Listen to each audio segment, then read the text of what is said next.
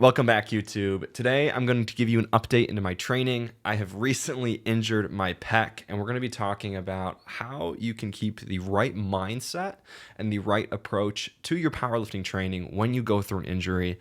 I'm going to be teaching you about that. I'm going to be giving you insight into my current training, what I'm doing to get healthy, stay healthy, and a lot of the practices and approaches that I'm using with all of my clients to either get them healthy or keep them healthy, because frankly, injury is something you're going to deal with in powerlifting. It shouldn't be something where you are constantly injured and you have to stay in pain. But if you've been in the game long enough and you've been lifting for more than, a couple years, chances are something will get hurt eventually. It's likely just going to be minor. It doesn't mean you're going to tear something off the bone, but injuries come up. And it's a part of lifting. And knowing how to respond both mentally and physically with our program is of great importance so we can stay on track. So what happened? What happened? I just completed my first block with the Swolefessor, Marcellus Williams, and I hit a 606 squat for 2, a 595 deadlift for 2, and a 375 bench. And the day after, or rather 2 days after I completed that heavy bench, I was literally doing back downs on a light bench session. It was like 280 pounds, and my pec just popped. Like I'm in the stretched position as I'm benching, and I just feel this like rubber band almost like snap in my chest. And it wasn't a major injury, right? Like if it was a tear or something super significant, there'd likely be some bruising and some swelling, and I didn't have that.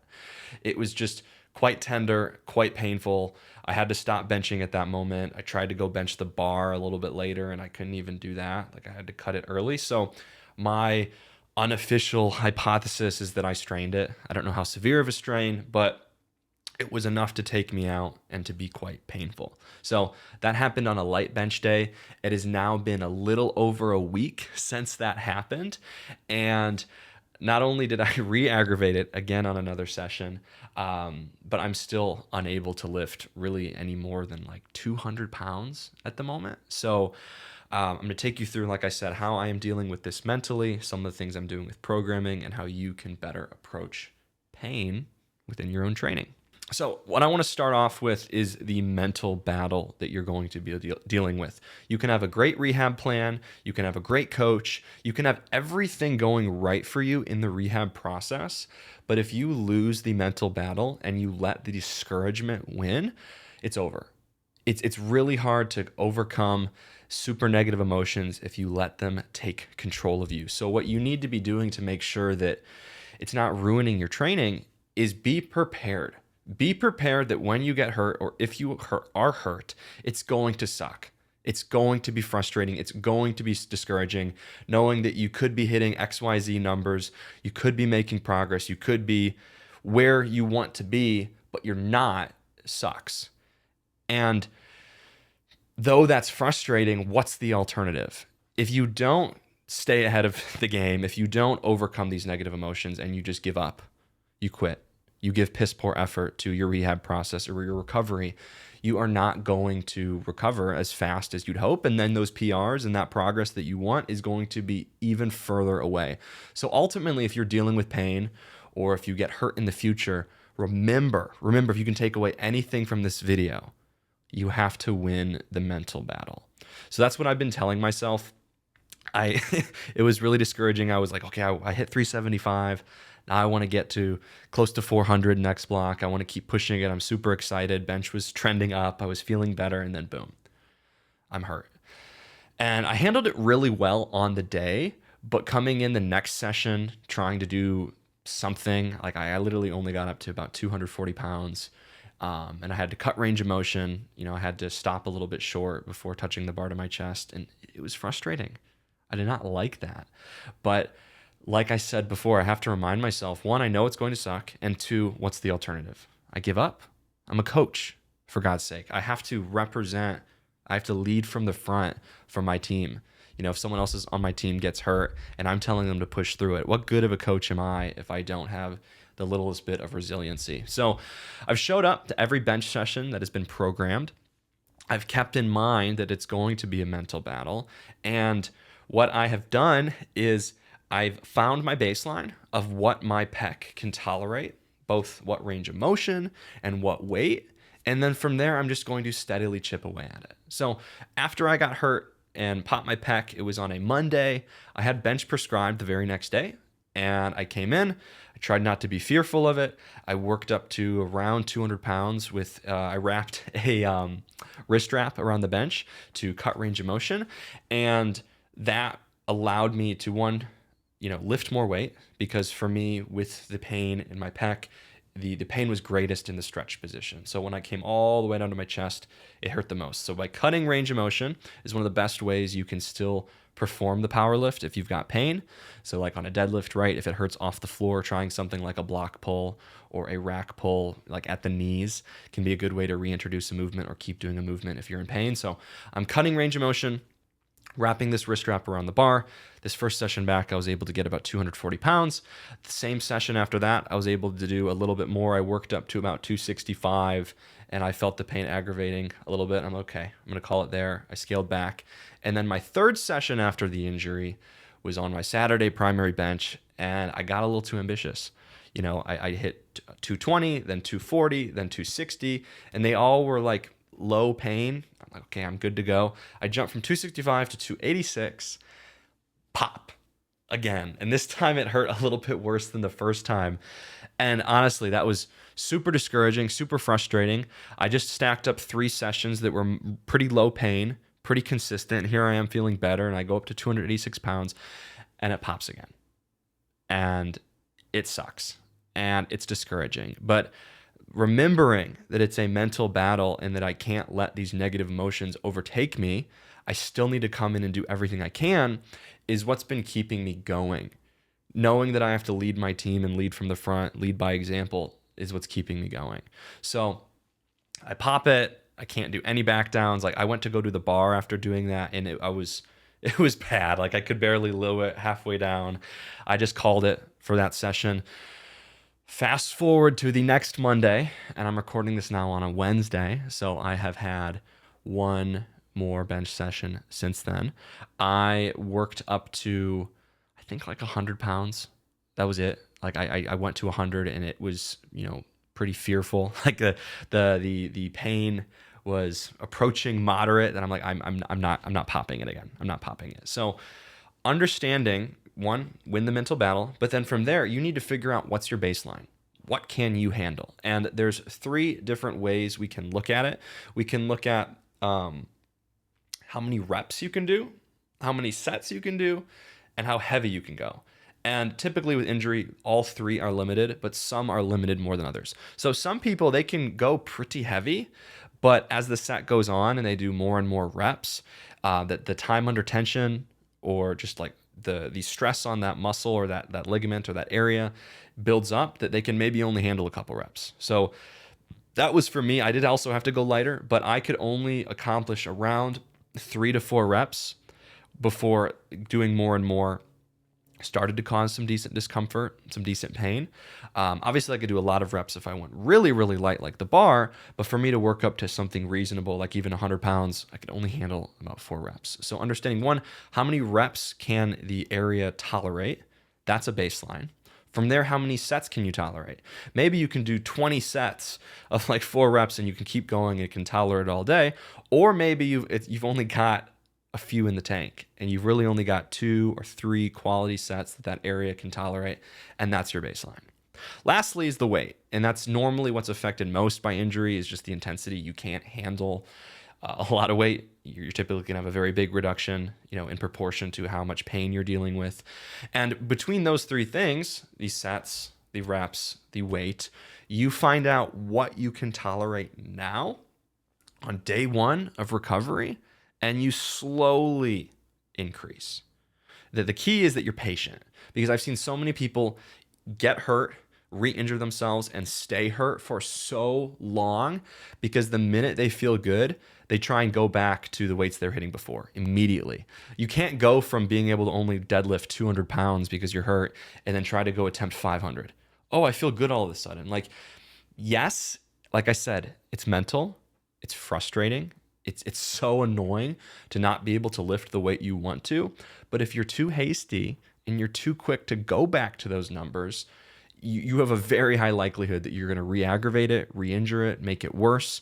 So the second thing that if you can take away from this video, if you take away anything, is be patient with the rehab process. So something that my coach, Marcellus Williams, taught me, has been helping me with pain, and I believe John Song came up with this, two great coaches, is the stoplight method.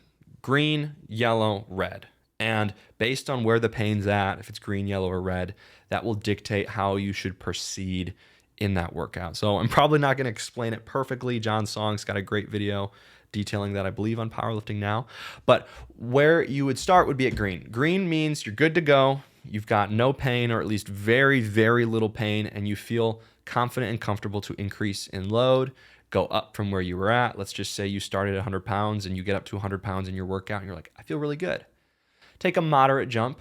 You know, it's really dependent on what you're lifting, whether you're lifting 100 or 400. It's all relative, but take a modest jump from that baseline and keep working up as long as you're in the green. If you're in the green and pain is low, you can keep going heavier because it doesn't do you good to overly limit yourself when you're in pain. Like, that's the other side of the coin. You don't want to rush, but some people take it way too long and they go too light for too long that they're actually then missing gains that they could be getting. So be cautious, still be patient, but know if it's green and that pain is not there or is very, very low, you can likely keep going up.